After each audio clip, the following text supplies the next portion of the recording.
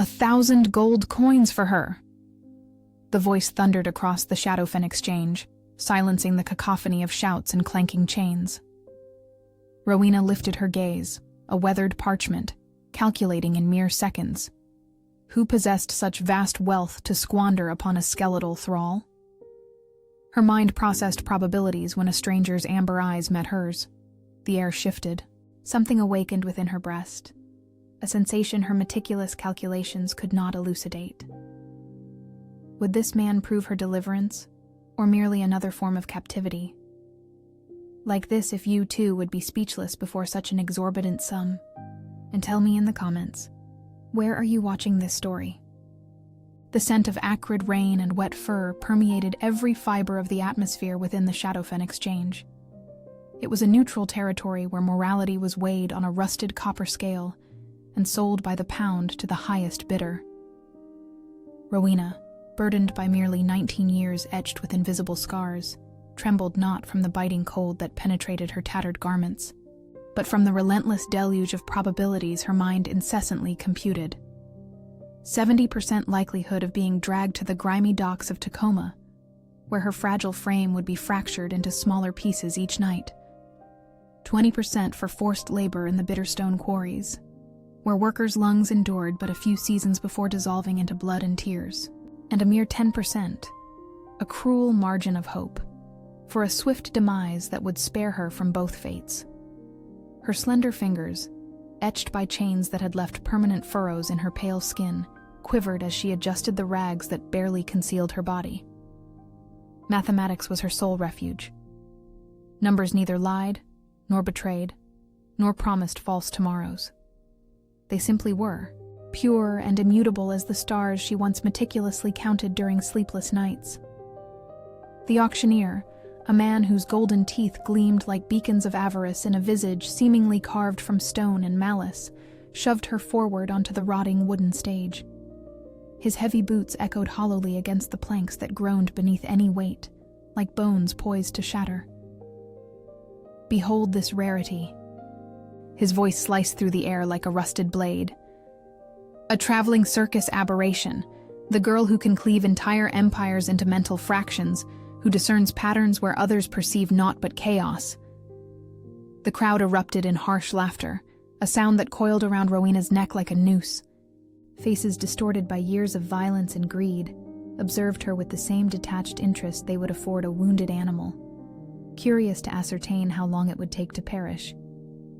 No one desired a human calculator cloaked in skin and bone. They sought young flesh for their base desires, abject submission for their wounded egos, brute strength for their sordid enterprises. The ignominious affronts disguised as numeric valuations that began to reverberate throughout the Shadowfen exchange were paltry, a mere 3 silver coins, 5 at its zenith, values that would scarcely cover the cost of the very iron comprising the manacles upon her wrists. 10 silver pieces, bellowed a scarred slave merchant. For the breeding kennels, with proper care, she might yield a meager brood before her spirit irrevocably shattered. The resultant guffaws cascaded like caustic acid upon unhealed lacerations. Rowena closed her eyes, attempting to immerse herself within intricate equations, within Fibonacci sequences that might transport her beyond the harrowing confines of that nightmare. Yet then, a sensation, utterly improbable, seized her. The palpable static commenced as a near imperceptible tremor at the very base of her spine, ascending vertebra by vertebra until each individual hair upon her nape stood in stark, electric attention. It was as if the very air had undergone a palpable shift in its fundamental density, becoming imbued with an arcane energy that caused her skin to prickle with an exquisite, primal anticipation. From the profound shadows cast by the ramshackle dark wood stalls, a figure emerged with the unhurried grace of an apex predator that required no herald. Aldwin, the Lycan king of the Obsidian sovereignty, moved alongside his retinue of diplomats with the fluid, inexorable flow of dark water between ancient stones. His presence here was an egregious deviation from all protocol. His official itinerary dictated only the intricate dance of trade treaty negotiations, delicate accords designed to forestall the spectral hunger already prowling his kingdom's borders like famished wolves. Yet his eyes, liquid amber, the shade of wild honey warmed by the zenith sun, locked upon the diminutive girl cowering upon the makeshift dais as if she were an esoteric equation, demanding immediate and absolute resolution. He perceived what the blood-drunk throngs could not discern, not merely the nascent, fragile beauty veiled beneath strata of grime and profound despair, like a nascent jewel interred and awaiting its revelation. He perceived the fierce, terror-stricken intellect that charted improbable escape vectors even as it stoically acknowledged its own impending demise, one that meticulously marshaled probabilities with the strategic acumen of a battle-hardened general. Yet, there was an additional stratum, an inherent resonance that compelled the latent wolf within his formidable chest to emit a low, guttural growl, a sound not born of aggression, but of profound recognition. It was as if an ancient, primal facet of his very soul had, after an entire lifetime of unconscious yearning, finally encountered that which it had ceaselessly sought, without ever truly comprehending its own long-held void. When the unscrupulous merchant reiterated his sordid proposition concerning breeding kennels, adding lurid, graphic details regarding the systematic breaking of the girl's spirit prior to her exploitation, the quiescent beast within Aldwin fully roused itself. The guttural roar that then erupted from his prodigious chest was not born of mortal man. It was an emanation of pure, primordial alpha power, a reverberation so profound and potently resonant that it splintered the panes of nearby stalls and sent several individuals stumbling backward in disoriented terror. Logic, his steadfast companion across decades of both war and intricate diplomacy, screamed for immediate departure. Every fiber of his strategic mind pointed to the catastrophic ramifications of entanglement.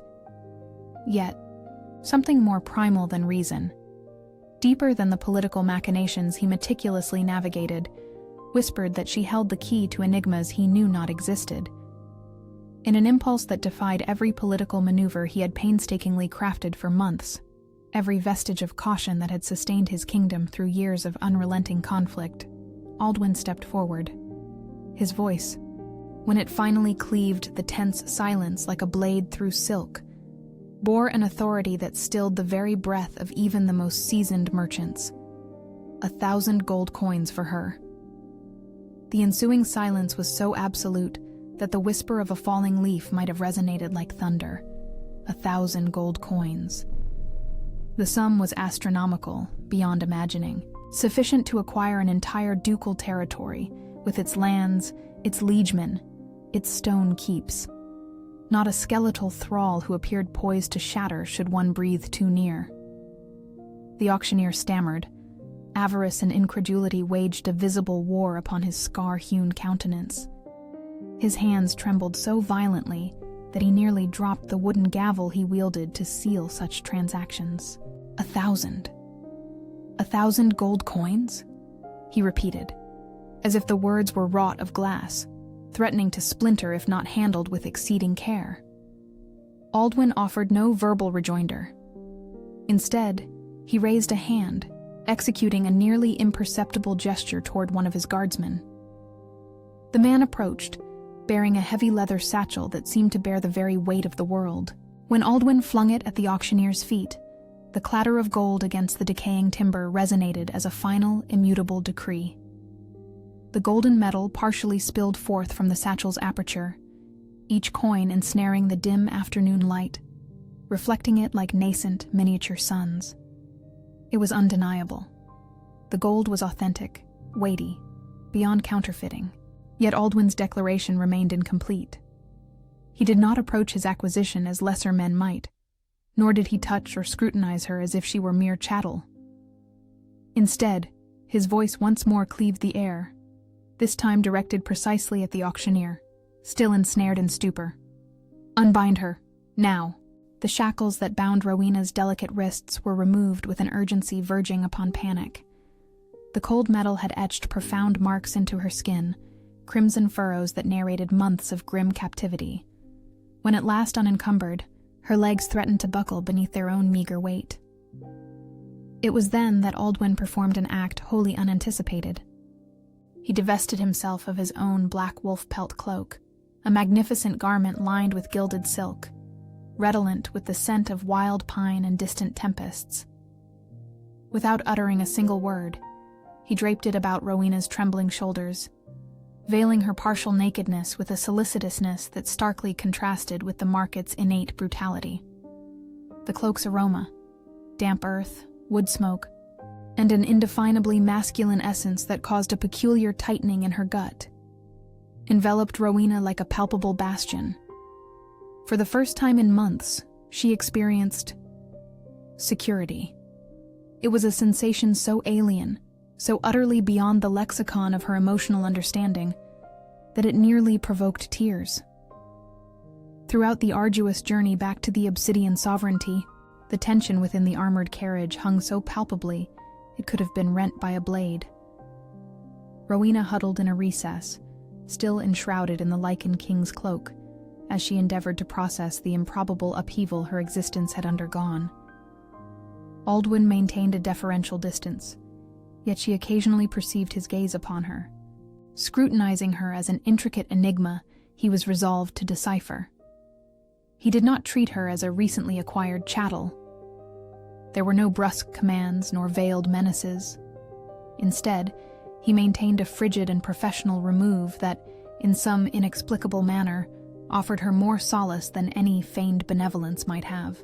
It was not until the second day of their transit that he finally sundered the protracted silence with a stark truth, poised to irrevocably alter the trajectory of their nascent connection. "I did not salvage you from altruism," he pronounced, his voice low and utterly devoid of affectation. "And I require you to comprehend this from the very outset." Rowena raised her gaze, meeting his amber eyes for the inaugural instant since their encounter at the Shadowfen Exchange. A formidable sternness resided therein, yet also a raw candor she esteemed far more than any benevolent falsehood. "The Obsidian sovereignty stands upon the precipice of fiscal collapse," he continued, each pronouncement weighty with the authority of one who bore the destiny of thousands upon his broad shoulders. "Decades of ceaseless warfare have utterly depleted our resources. Our adversaries, the Vargar Collective, circle us like rapacious vultures, anticipating our inevitable downfall to rend our northern territories amongst themselves." He paused, meticulously observing her response. Rowena offered no verbal rejoinder, yet he perceived the meticulous machinations of her intellect, processing the profound implications of each utterance with the precision of a flawless mechanism. "It is your mind I require," he stated, his voice resonating with an undeniable finality. "Not your corporeal form, nor your subservience. I necessitate that singular aptitude you possess for ciphers and intricate patterns. I require you to discern latent wealth where all others perceive naught but barren stone." The proposition he subsequently tendered was not a disguised manacle cloaked as a beneficence. It was, rather, an authentic covenant, replete with specific stipulations and juridical safeguards she had never dared to conceive as attainable. "You shall be my royal treasurer," he declared, withdrawing an official parchment from a weathered leather satchel. "With all the rights and responsibilities that the office entails. You shall possess your own chambers, full protection of the crown, and a stipend that shall render you financially independent." Rowena clutched the parchment with trembling fingers, her gaze scanning each line of intricate legal script. It was authentic. It was legitimate. It was impossible. "Why?" she whispered, her voice rough from months of disuse. "Why would you hazard everything for a slave?" Aldwin's eyes narrowed slightly, as if he posed the very same inquiry to himself. "Because," he stated slowly, "I witnessed you calculating your odds of survival in the market. I observed you organizing probabilities even amidst profound terror. Any individual capable of performing complex mathematics while facing imminent demise is precisely the kind of intellect the Obsidian sovereignty requires to endure." The arrival at Blackstone Peak, the capital of the Obsidian sovereignty, delivered Rowena's first true shock of reality. The Blackstone Citadel, carved directly into the flank of a dormant volcanic mountain, rose against the sky like a formidable bastion birthed from the very rock. Towers of black stone pierced the low-hanging clouds, connected by arching bridges that seemed to defy the very laws of gravity. It was a labyrinth of frigid stone, corridors that echoed every footfall like spectral whispers, and a hostile bureaucracy that regarded her with the same antipathy they might afford an invasive plague.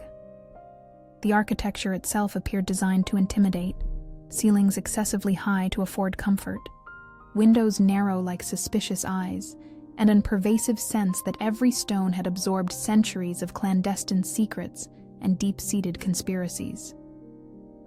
The court received tidings of her appointment with an outrage bordering on outright rebellion. Elder Duke Aemon, Aldwyn's uncle and a financial counselor for 2 decades, spearheaded the opposition with an indignation that resonated in every uttered word. "A slave?" he roared during the inaugural council meeting, his voice reverberating through the stone vaults like indignant thunder. "An Omega who can barely read, overseeing the royal treasury. Your Majesty, with all due respect, this is lunacy." Rowena, seated upon a simple wooden chair beside the principal table where the nobles occupied their carved thrones, maintained a meticulously neutral countenance. Yet internally, she calculated the hierarchy of power within the chamber, the prospective allies, the declared adversaries, the weaknesses each man inadvertently divulged through their expressions. "The girl can scarcely articulate our language properly," another noble continued, a man with grizzled whiskers and small porcine eyes. "How can she manage finances that seasoned men have toiled decades to comprehend?" It was then that Rowena resolved to demonstrate precisely what she was capable of achieving. "Respectfully, Councilman Gareth," she articulated, her crystalline voice cleaving the indignant murmur. "My 5-year financial scrutiny, undertaken en route, reveals your northern territories declared a grain yield 20% below regional average, yet your levies were exacted for a normal harvest." A profound silence descended. Gareth's visage paled discernibly. "This suggests," she continued with chilling placidity, "either extraordinary administrative incompetence or systematic fiscal evasion. Given your domain commands the region's finest irrigation, I incline toward the latter." Gareth's indignant roar was swiftly eclipsed by Aldwyn's low, perilous laughter. "Our new treasurer, it seems, already proves her worth," he drawled, his amber eyes alight with amusement or profound admiration. Rowena was quartered in chambers, modest by royal standards, yet more opulent than any prior abode. A bed with pristine linens, a capacious working desk, and windows affording a vista of distant peaks. Her true trove, however, was the books. Hundreds of tomes pertaining to accountancy, economics, and kingdom governance. Some reeked of mildew and conspiracy. Others, rarely disturbed, still creaked. This repository of decades of administrative acumen became Rowena's oasis, into which she plunged with a parched soul's fervor. Her inaugural week was a trial by fire, immolating all expectations.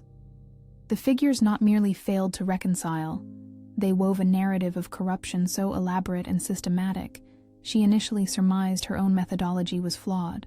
Chasms gaped in fiscal ledgers, suggesting not casual incompetence, but meticulously planned larceny. Embezzlements followed patterns so labyrinthine only years of experience could orchestrate. Every trace, pursued with mathematical precision, converged upon a chilling vector: the office of Elder Duke Aemon. When she finally presented preliminary findings to Aldwyn, her hands evinced a subtle tremor, arranging parchments on her scrivener's table. The chamber, lit solely by capricious candlelight on rough-hewn stone, felt palpably charged with a tension transcending mere fiscal matters. "The diversions are systematic," she articulated, her voice subdued yet resolute. "Someone with full ledger access has for years systematically redirected emoluments. Small sums from myriad sources, never overtly suspicious, yet cumulatively." She propelled a parchment across the table. As Aldwyn's fingers brushed hers to retrieve it, the world erupted. the spark that ignited between them was no mere metaphor. It was literal, blinding, and utterly undeniable. Raw energy surged from skin to skin, ascending their arms like golden lightning, disseminating throughout their entire forms. Rowena felt as though every single cell within her being had been electrified, awakened, rendered complete in a manner she had never conceived possible. The mate bond. The sacred nexus binding compatible souls through ties more potent than any manacle, more enduring than any covenant. Aldwin recoiled as if seared, horror and stark denial waging a visible campaign within his amber eyes. His breath grew ragged, his hands trembling in a manner she had never believed possible for an Alpha King. "Nay," he whispered, more to himself than to her. "I cannot. Not now." Rowena, scarred by years of objection and perfidy, filtered his rejection through the singular lens she had ever known: abhorrence. Of course, a king would not covet a former thrall as his consort. Of course, the bond would be perceived as a malediction, not a benediction. She too withdrew, encircling her own form with her arms as if to staunch the pain disseminating through her chest like spilt ink. "I comprehend," she uttered, her voice so meticulously controlled it verged on apathy. "Your station, my provenance. It is an impossibility." They concurred, with words unspoken yet perfectly apprehended, to disregard the primal biology that roared between them, for the very survival of the kingdom. It was a pragmatic, judicious, utterly logical decision. And it was tearing them both asunder from within. Rowena plunged into her labors with an intensity bordering on monomania, employing mathematics as a bulwark against the emotional tempest threatening to consume her. Numbers did not prevaricate, did not spurn, did not proffer promises they could not fulfill. They were pristine, dependable, inviolate. Her meticulous inquest into the kingdom's coffers unveiled strata of corruption that transcended her initial gravest suspicions. The taxation system was not merely inequitable, it was deliberately oppressive. The indigent were crushed beneath levies that siphoned the very blood from their veins, whilst the gentry of the northern territories were inexplicably exempted from nearly all imposts. With Aldwin's reluctant imprimatur, she commenced the implementation of a progressive taxation system predicated upon actual land yield, a revolutionary paradigm that calibrated levies according to one's capacity for remuneration rather than social standing. It was pure mathematics applied to societal equity, and it was perilous. The gentry revolted tacitly. Attempts at intimidation began subtly. Conversations that abruptly ceased upon her ingress into chambers. Hostile gazes that tracked her through the corridors. Whispers that hummed in her ears like venomous insects. Then the intimidation escalated. Crimson ink, like spilled blood, defiled her bed as she labored within the library's hallowed confines. Menacing howls from beyond her window, through the darkest hours of pre-dawn, sounds that made her omega blood congeal in her veins. Anonymous missives slipped beneath her door, promising specific, inventive violences should she persist in interfering with the traditional affairs of the Obsidian sovereignty.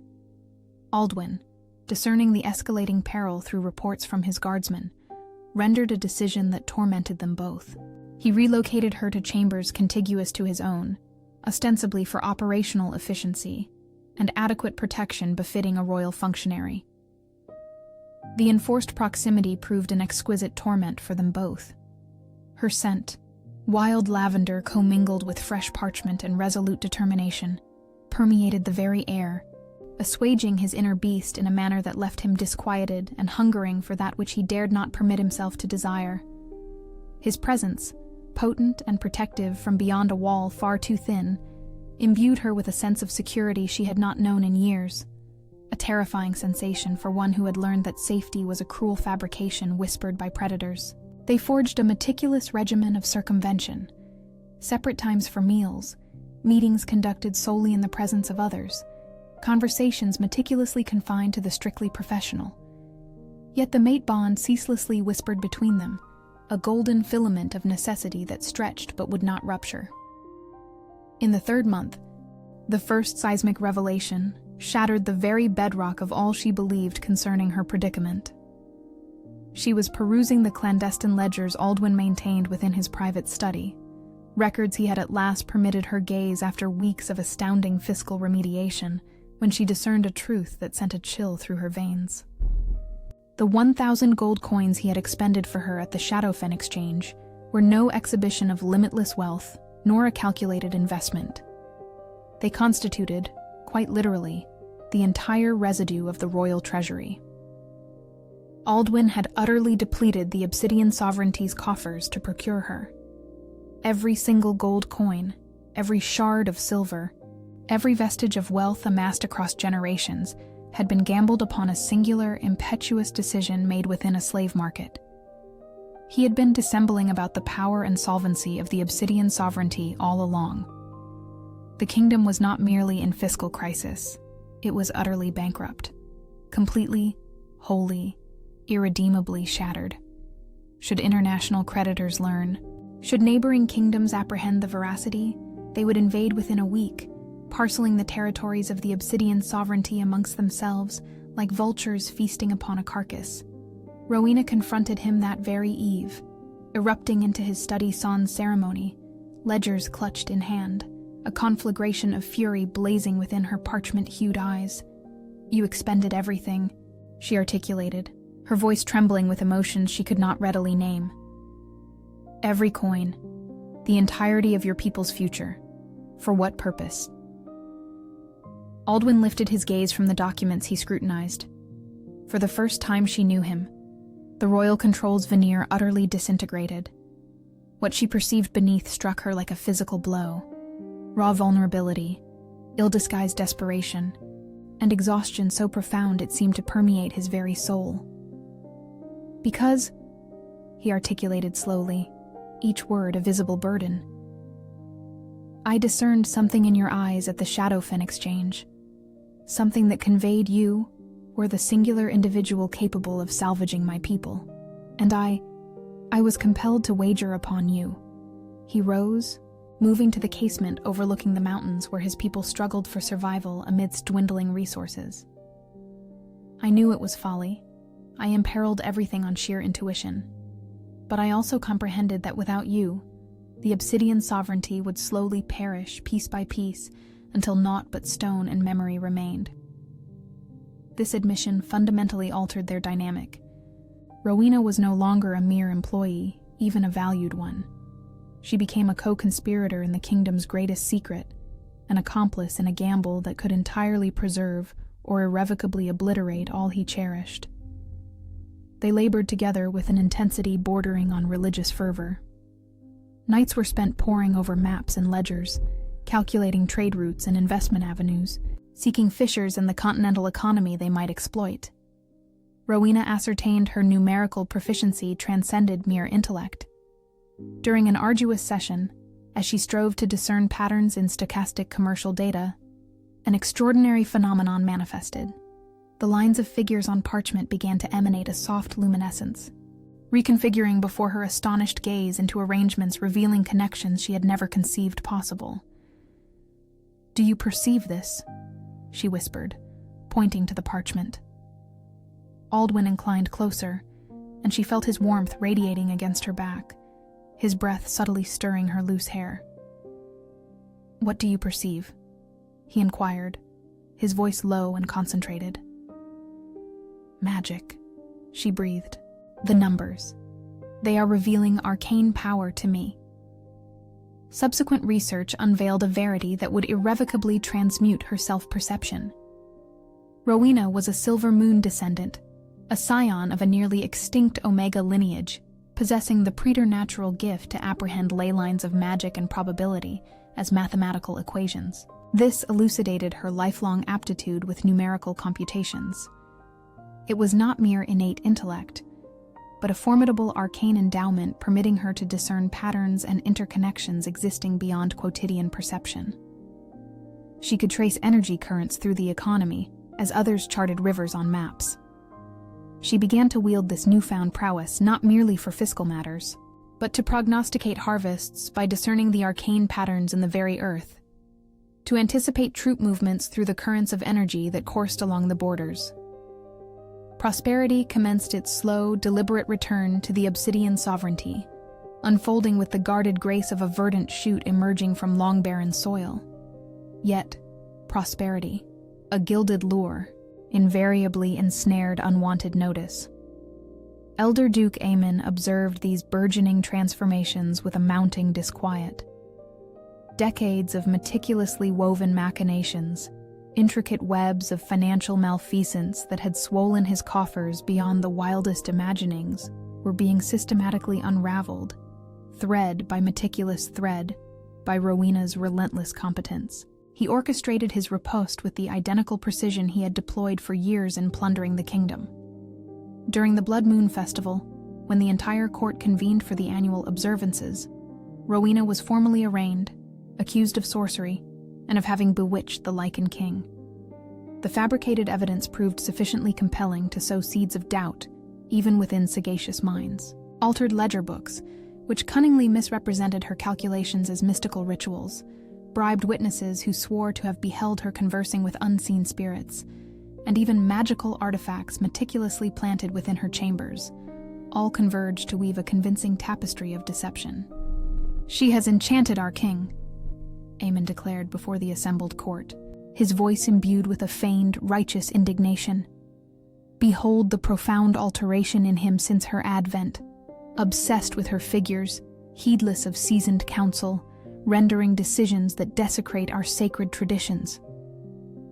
Aldwyn was presented with an untenable choice by the Council of Elders, either to exile his unclaimed mate, or to abdicate the throne in favor of a regent deemed unburdened by magical influence.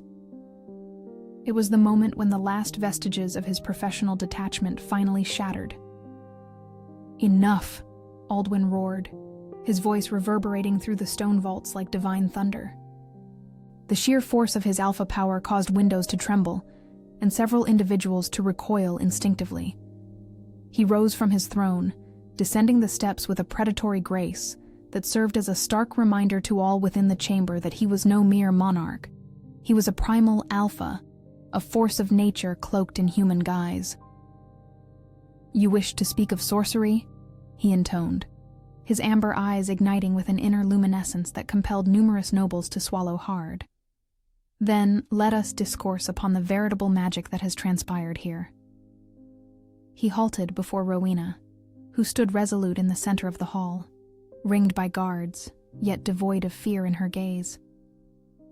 Only a placid determination resided there, making him simultaneously proud and terrified. The magic of a brilliant intellect rescuing a kingdom from the precipice of ruin. The sorcery of honest numbers revealing years of entrenched corruption. The enchantment of one who cherishes the well-being of my people more profoundly than her own preservation. He extended his hand toward her, an offer and a declaration.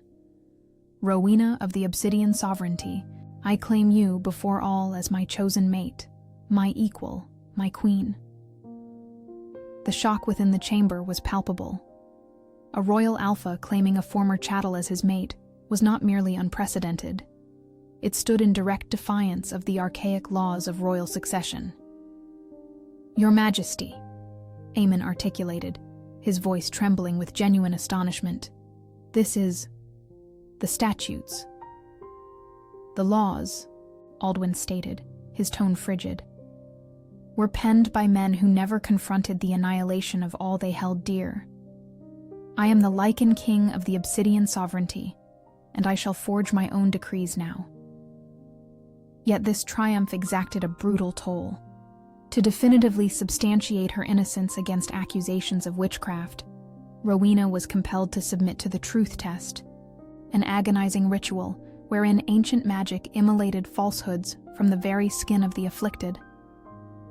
The ordeal unfolded within the main courtyard of the Obsidian Keep, beneath the full moon's luminescent gaze, with the court observing. Rowena was positioned within a circumscribed ring of salt and silver, whilst the elders chanted in an archaic tongue that caused the very air to thrum with potent energy. When the conjuration struck, it was akin to being bathed in liquid fire. Every falsehood she had uttered, every half-truth, Every innocuous exaggeration was incinerated from her flesh in pure, unadulterated agony. Yet she endured, unequivocally demonstrating her essential purity before all. Upon the ritual's conclusion, she was adorned with delicate silvered scars that unfurled across her arms like Celtic lace, indelible marks that shimmered softly beneath the moonlight, forever branding her as one who had traversed the crucible of truth and emerged unblemished. The unmasking of Amon's profound perfidy materialized through a mathematical incongruity that only Rowena possessed the acuity to discern. Pondering the intricate patterns of the embezzlements he had orchestrated throughout decades, she apprehended something extraordinary. When geometrically mapped, the origins of the pilfered assets coalesced into a complex fractal arrangement which, upon completion, revealed the escutcheon of an inimical house, the Vargur Collective, the very faction that had ensnared her years prior. Amon was not merely a rapacious thief. He was a long-entrenched spy, a covert operative who had dedicated decades to siphoning the resources of the Obsidian sovereignty, thereby attenuating its might for an eventual incursion. This revelation unleashed a cascade of exigencies that none had foreseen. The Vargur Collective's legions, funded by Obsidian's pilfered gold and armed with intricate intelligence regarding the sovereignty's defenses, commenced their march toward the borders. Aldwyn was thus compelled to embark upon war, assembling every alpha capable of combat to defend their ancestral lands. Yet, prior to his departure, he enacted a measure that astonished even his military counselors. He designated Rowena as regent in his absence. An Omega as regent? General Thane protested, his battle-hewn scars seemingly darkening with profound indignation. Your Majesty, this is beyond contemplation. An Omega who saved our kingdom from ruin, Aldwyn corrected, his hands on Rowena's shoulders in a public gesture that echoed through the court. An Omega who sees patterns we all missed. If I trust anyone to protect the Obsidian sovereignty in my absence, it is she. Their farewell occurred in privacy, far from the court's curious eyes. Aldwyn found her in her chambers the night before his departure, where she studied military maps with the same intensity she dedicated to ledgers. You need not do this, he said softly, closing the door behind him. I can name a general regent. None would expect you to. None would, she agreed, lifting her eyes from the maps to meet his. But your people deserve the best possible protection, and we both know I can see things others cannot. They stood facing each other in the small space, the air heavy with all unspoken, all they had denied themselves. Their mate bond pulsed like a second heartbeat, pleading for recognition. Return home, she finally whispered. Return to me. Always, he vowed, and for a dangerous moment they almost yielded to their desperate desires. But war awaited, and duty called louder than desire. With Aldwyn gone, leading military forces, Rowena faced the impossible task of governing a kingdom that still questioned her legitimacy. Some nobles openly tested her authority, others subtly sabotaged her directives. Yet she had learned power's language, wielding it with surgical precision. When Lord Balthazar publicly challenged an economic decision during a council, she simply presented a detailed analysis of his finances, revealing gambling debts he had hidden from his family for years. He never again questioned her authority. But the true test of her governance came as war news arrived. The Vargur Collective's forces were larger and better equipped than any anticipated. They knew secret mountain routes, weak points and fortifications, even the guards' patrol schedules. Decades of espionage were yielding their bitter harvest. It was then Rowena's Silver Moon descendant prophecy fully manifested. Working sleeplessly, she grasped a truth no general had considered. War would not be won by swords and blood. It would be vanquished by economics. Harnessing her probability magic, empowered by desperation and love, she manipulated the continent's grain market. It was an operation of impossible complexity, coordinating negotiations across multiple kingdoms, creating artificial scarcity in some markets, glutting others, all to devalue the Vargar Collective's currency within days. The immense strain upon her mind and arcane power began to fracture her very consciousness. Innumerable figures swirled within her cerebrum like cyclonic tempests, equations proliferating with a velocity beyond her processing capacity. Her control waned, and she descended into an abyssal ocean of pure mathematics, imperiling the very fabric of her identity. The Vargar Collective's army, abruptly bereft of means to compensate its soldiers with currency now utterly valueless, commenced mass desertion. Mercenaries, whose sole fealty lay with gold, simply departed upon discerning their recompense comprised naught but worthless metal. In less than a single week, an invading host of thousands dwindled to a meager cadre of fanatical loyalists. Yet the toll was dire. Rowena collapsed within her private chambers, her consciousness adrift in an interminable numerical labyrinth that transcended human apprehension. She had safeguarded the Obsidian sovereignty, but in so doing, became irrevocably lost within her own formidable magic. Aldwin returned triumphant, only to discover his mate unconscious upon a silken divan, physicians murmuring the futility of their ministrations. Her intellect was ensnared in interminable calculations. No earthly panacea could restore her. Desperate, he wielded the mate bond in an unprecedented alpha manner. Instead of drawing strength, he bestowed it. He transfused his own vitality, his alpha power, his longevity, all through the golden filament that tethered them, to guide her from the mathematical maze where her spirit languished. The harrowing ordeal nearly claimed him.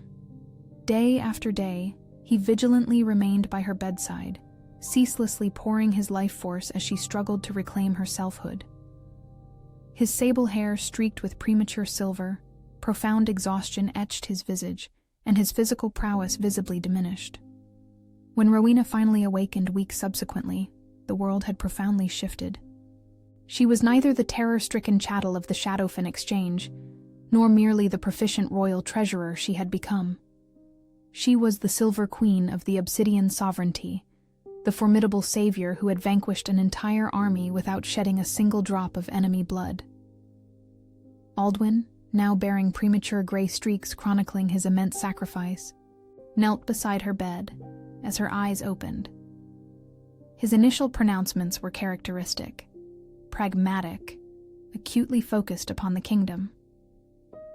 "The 1,000 gold coins have been recovered from the trader's coffers," he murmured, though both knew the discourse transcended mere gold.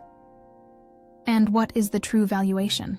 she inquired, her voice hoarse but resolute, her aged parchment eyes focusing upon his countenance.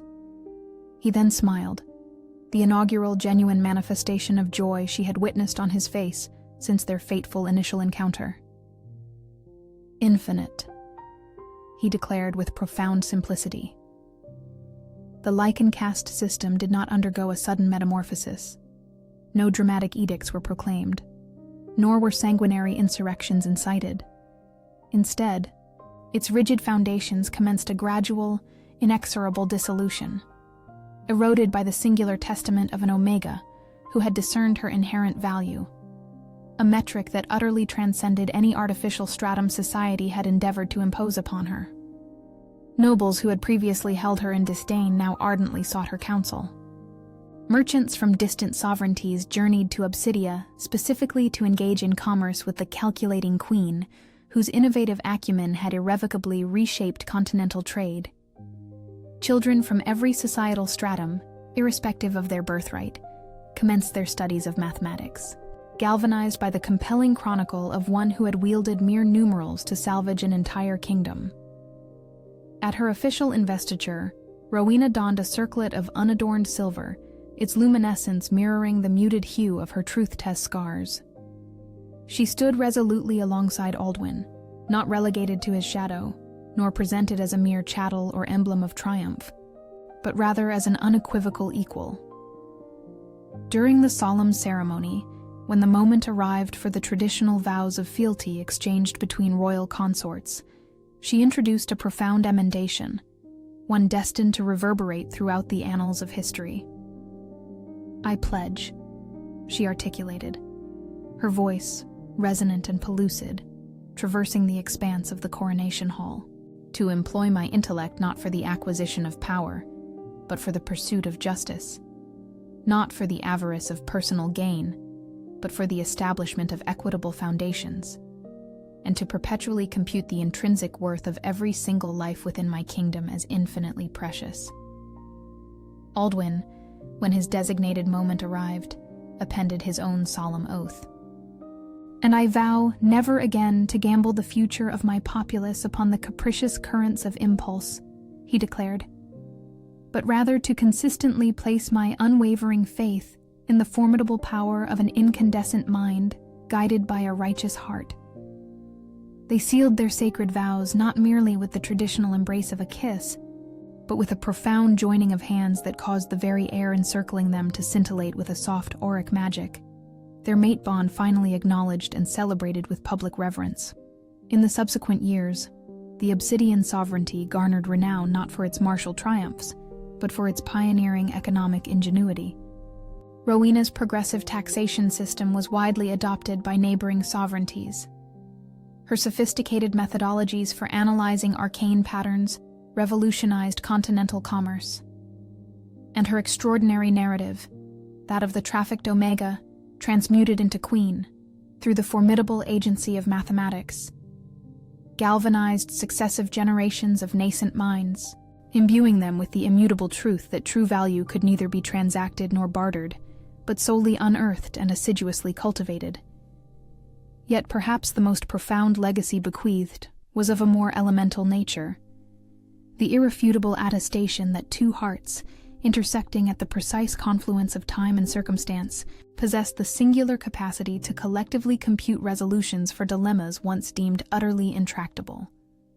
The 1,000 gold coins, once the exorbitant price of a life, were meticulously melted down and meticulously refashioned into commemorative medallions that Obsidia proudly bestowed upon those citizens who rendered exceptional contributions to the collective welfare. For Rowena had, through arduous experience, comprehended that genuine intrinsic worth resided not within the gleaming allure of auric metal, but within the boundless capacity of resolute individuals to transmute their worlds through an indomitable blend of courage, perspicacity, and the deceptively simple, yet profoundly potent calculus of love. If this chronicle of a brilliant mind, a brave heart, calculating miracles in direst circumstances, has captivated, subscribe for more epic Lycan King sagas. Activate the bell to not miss new tales of love transcending caste, power from keen intellect, and the magic of one's infinite worth. Remember, the most audacious wagers often prove the only ones truly worthy of temerity.